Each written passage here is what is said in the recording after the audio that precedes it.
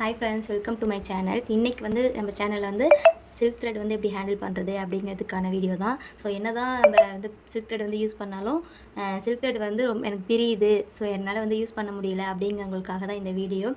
So எனக்கு தெரிஞ்ச சில டிப்ஸை வந்து நான் உங்கள்கிட்ட ஷேர் பண்ணிக்கிறேன். ஸோ வாங்க வீடியோக்குள்ளே போகலாம். நீங்கள் எதாவது ஃபஸ்ட்டு வந்து என்னோடய சேனல் வந்து பார்க்குறீங்க அப்படின்னா சப்ஸ்கிரைப் பண்ணிக்கோங்க. இதில் வந்து ஃபஸ்ட்டு வந்து குவாலிட்டி தான். நம்ம என்ன தான் ஸ்டிச் பண்ணாலும் த்ரெட் வந்து குவாலிட்டியாக இல்லை அப்படின்னா கண்டிப்பாக வந்து ஸ்டிச் பண்ணவே முடியாது. ஸோ அதை எப்படி வாங்கணும்னு பார்த்தீங்கன்னா, நீங்கள் பாருங்கள், இந்த த்ரெட்டு பார்க்கக்குள்ளே உங்களுக்கு தெரியும் எவ்வளோ ஷைனிங்காக இருக்குது அப்படின்னு. குவாலிட்டி இல்லை அப்படின்னா இங்கெல்லாம் பார்த்தீங்கன்னா ரொம்ப பிசிறு பிசிறாக இருக்கும். இங்கெல்லாம் இந்த ஓரத்துலலாம் பார்த்தீங்கன்னா பிசிறு பிசிறாக இருக்கும். ஸோ அந்த மாதிரி இருக்க த்ரெட்டில் வந்து பார்த்து வாங்கக்கூடாது. மோஸ்ட்லி கடைகளில் பார்த்தீங்கன்னா பாக்ஸ் போட்டு தான் வச்சுருப்பாங்க, அதனால் ஒரு பிரச்சனை இல்லை. இருந்தாலும் நம்ம வாங்கக்குள்ளே இப்படி ஃபுல்லாக ஷைனிங்காக இருக்கா பார்த்தாலே தெரியும். இந்த மாதிரி த்ரெட்டாக வந்து பார்த்து வாங்கணும்.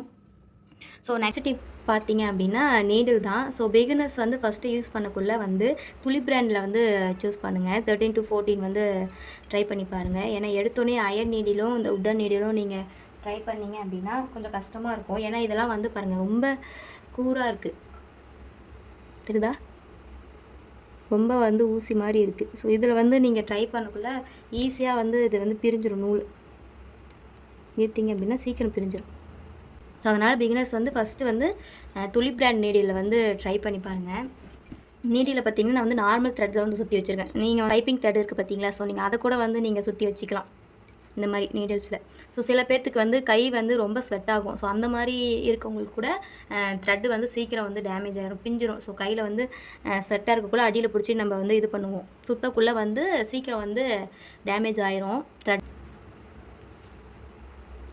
எந்த அளவுக்கு வந்து நம்ம ப்ராக்டிஸ் பண்ணுறது முக்கியமோ அதே மாதிரி நம்ம இந்த சில்க் த்ரெட்டை வந்து ஸ்டோர் பண்ணி வைக்கிறதும் ரொம்ப வந்து முக்கியம். த்ரெட்டு வந்து நம்ம வெளியிலே வச்சுட்டோம் அப்படின்னாலுமே இந்த பிரச்சனை வரலாம். மோஸ்ட்லி குழந்தைங்க இருக்க வீட்டில் வந்து குழந்தைங்க கொண்டு போய் எங்கேயே போட்டுருவாங்க. ஸோ அந்த த்ரெட்டு நம்ம திரும்ப எடுத்துகிட்டு வந்து அதை ஒர்க் பண்ணும்போது கூட இந்த ப்ராப்ளம் வரலாம்.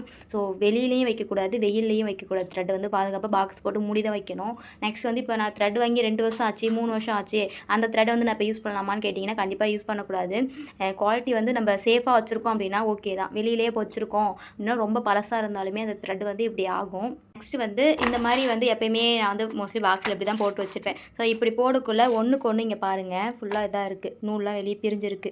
ஸோ இதை வந்து நம்ம எடுக்கக்குள்ளேயுமே கூட த்ரெட் வந்து டேமேஜ் ஆகலாம். இப்படி வந்து 2 த்ரெட் எடுக்கக்குள்ளே வந்து த்ரெட் வந்து டேமேஜ் ஆகலாம்.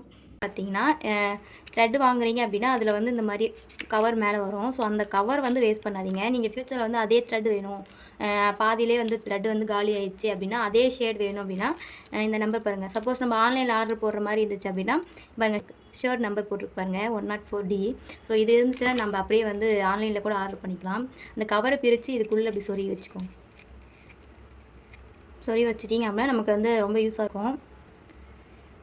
பிகினர்ஸாக இருக்கக்குள்ள ஸ்டார்டிங்லேயே வந்து நம்ம வந்து 2 த்ரெட் எல்லா கலர்லையுமே 2 த்ரெட் வந்து வாங்க முடியாது. ஸோ அப்படி இருக்கக்குள்ள என்ன பண்ணுறது? சப்போஸ் வந்து இப்போ நல்லா நான் ட்ரைனிங் ஆகிட்டேன் அப்படிங்கும் போதுக்குமே ஏதோ ஒரு டைமில் வந்து நமக்கு வந்து 2 த்ரெட் வந்து ஒரே கலரில் இருக்காது. ஸோ அப்போ வந்து நம்ம என்ன பண்ணலாம்னா இந்த மாதிரி ஒரு பாபின் எடுத்துக்கோங்க. இதில் வந்து நான் இந்த சில்க் த்ரெட் கலர் தான் வந்து சுற்றி வச்சுருக்கேன். ஸோ நீங்கள் கையில் சுற்றினாலும் ஓகே தான், இல்லை என்கிட்ட மிஷின் இருக்குது அப்படின்னா நீங்கள் மிஷினில் கூட சுற்றி எடுத்துக்கலாம். ஸோ இந்த மாதிரி வந்து ட்ரை பண்ணி பாருங்கள். ஏன்னா பிகினர்ஸாக இருக்கக்குள்ள எடுத்தோடனே 2 த்ரெட் எல்லா கலர்லேயும் வாங்க முடியாதுல்ல. ஸோ அந்த மாதிரி இருக்க வேண்டிய டைமில் வந்து நீங்கள் இந்த மாதிரி யூஸ் பண்ணி பாருங்கள்.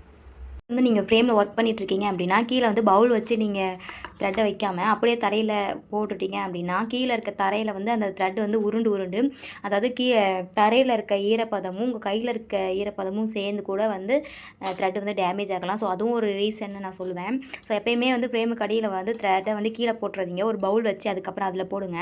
பவுலுமே பார்த்திங்கன்னா இந்த மாதிரி வந்து இங்கே கார்னரில் வந்து ஷார்ப்பாலாம் இருக்கக்கூடாது. ரொம்ப இந்த சில்வர் பாத்திரம்லாம் பார்த்திங்கன்னா மொழுன்னு இருக்கும்ல, அந்த மாதிரி இருக்க பவுலாக பார்த்து நீங்கள் போடுங்க. நெக்ஸ்ட் பார்க்கலாம். இப்போ சில்க் த்ரெட் வந்து நான் பிகினர்ஸாக இருக்கேன் அப்படின்னா வந்து நம்ம ஸ்டிச்சஸ் போடக்குள்ளே வந்து ஒரு த்ரெட் மட்டும்தான் மேலே வரும், ஒரு த்ரெட் வந்து அடியில் இருக்கும். ஸோ அப்படி வந்து நம்ம வேகனாக பிடிச்சி இழுத்தோம் அப்படின்னா த்ரெட் வந்து பிரிஞ்சிடும். ஸோ அதை அவாய்ட் பண்ணுறதுக்கு வந்து இப்போ நான் டபுள் கலர் எடுத்திருக்கேன். ஃபஸ்ட்டு வந்து இப்படி எண்ணட் போகிறதுக்கு முன்னாடி இப்படி ட்விஸ்ட் பண்ணிக்கோங்க. இப்படி ட்விஸ்ட் பண்ணிக்கோங்க. நல்லா ட்விஸ்ட் பண்ணிவிட்டு அதுக்கப்புறம் வந்து நான் எண்ணட் போடுறேன்.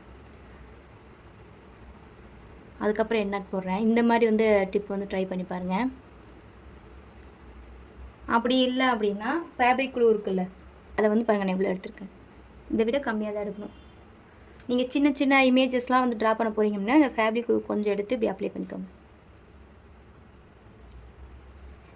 இப்படி அப்ளை பண்ணிவிட்டு அதுக்கப்புறம் நீங்கள் ஒர்க் பண்ணிங்க அப்படின்னா இன்னும் கொஞ்சம் ஈஸியாக இருக்கும் உங்களுக்கு. குட்டி குட்டி இமேஜஸ் இந்த மாதிரி வந்து நான் பண்ண போகிறேன் அப்படின்னா இந்த டிப்பை வந்து நீங்கள் ட்ரை பண்ணி பாருங்கள். கிளாத் வந்து ஸ்டிச்சஸ் பண்ண போகிறீங்க அப்படின்னா ஃபஸ்ட்டு வந்து கிளாத் வந்து டைட்டாக இருக்கணும். ஸோ அதையும் செக் பண்ணிக்கோங்க. இங்கே பாருங்கள், சவுண்டு கேட்குதா? இந்த மாதிரி சவுண்டு வந்தால் மட்டும்தான் கிளாத் வந்து டைட்டாக இருக்குது அப்படின்னு அர்த்தம். ஸோ அதையும் நீங்கள் பார்த்துக்கணும். நீங்கள் லூஸாக கிளாத்தை ஃப்ரேமில் வந்து ஃபிக்ஸ் பண்ணிவிட்டு நீங்கள் சில்க் த்ரெட்டில் வந்து ஒர்க் பண்ணிங்க அப்படின்னா சுருங்கி சுருங்கி வரும்.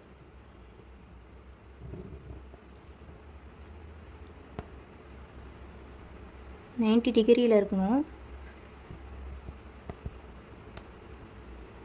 2 த்ரெட்டுமே மேலே வருதான்னு ஃபஸ்ட்டு பார்த்துக்கோங்க. நீங்கள் அதேமாரி கீழே இருக்க த்ரெட்டையும் சரி மேலே இருக்க த்ரெட்டையும் சரி டைட்டாக வந்து ஹேண்டில் பண்ணக்கூடாது. லூஸாக தான் இருக்கணும். நீங்கள் டைட்டாக பிடிச்சிங்கனாலும் த்ரெட் வந்து மேலே வராது. சீக்கிரம் பஞ்சு மாதிரி தான் இருக்கும் அந்த த்ரெட் வந்து. ஸோ சீக்கிரமாக வந்து டேமேஜ் ஆயிரும். ஸோ அதையும் வந்து பார்த்துக்கோங்க. நெக்ஸ்ட் வந்து இப்படி எடுக்கக்குள்ள ஜூம் பண்ணி காட்டுறேன் பாருங்கள். எடுக்கக்குள்ளே இந்த டிப் இருக்குது பார்த்தீங்களா, இதுலேயே வந்து நம்ம பிடிச்சி இழுக்கக்கூடாது.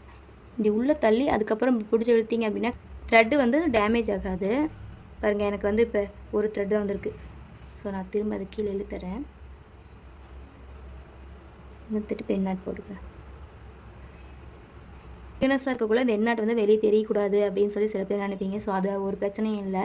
போக போக வந்து ட்ரை பண்ண வந்து சரியாயிரும். திக்னஸாக இருக்கீங்க அப்படின்னா ஃபஸ்ட்டு வந்து ஜரி த்ரெட்டில் வந்து நல்லா, எனக்கு ஜரி த்ரெட் வந்து ஃபுல் அண்ட் ஃபுல் போட தெரியும், நல்லா ப்ராக்டிஸ் பண்ணிட்டேன் ஜரி த்ரெட்டில் அப்படின்னா அதுக்கப்புறம் வந்து நீங்கள் சில்க் த்ரெட் வந்து ப்ராக்டிஸ் பண்ணுங்கள். ஸோ எடுத்தோடனே ஜரியிலே வந்து எனக்கு ஸ்டிச்சஸ் வந்து நல்லா வராது அப்படிங்கக்குள்ள சில்க் த்ரெட் வந்து ஹேண்டில் பண்ண ரொம்ப கஷ்டமாக இருக்கும். ஸோ ஃபஸ்ட்டு வந்து ஜரியில் வந்து நல்லா ட்ரை பண்ணிக்கோங்க. அதுக்கப்புறமா சில்க் த்ரெட் வந்து ப்ராக்டிஸ் பண்ணுங்கள்.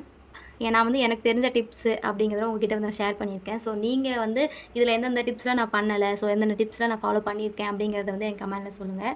நெக்ஸ்ட் என்ன வீடியோ வேணும் அப்படிங்கிறத எனக்கு கமெண்ட்டில் சொல்லுங்கள். பாய்.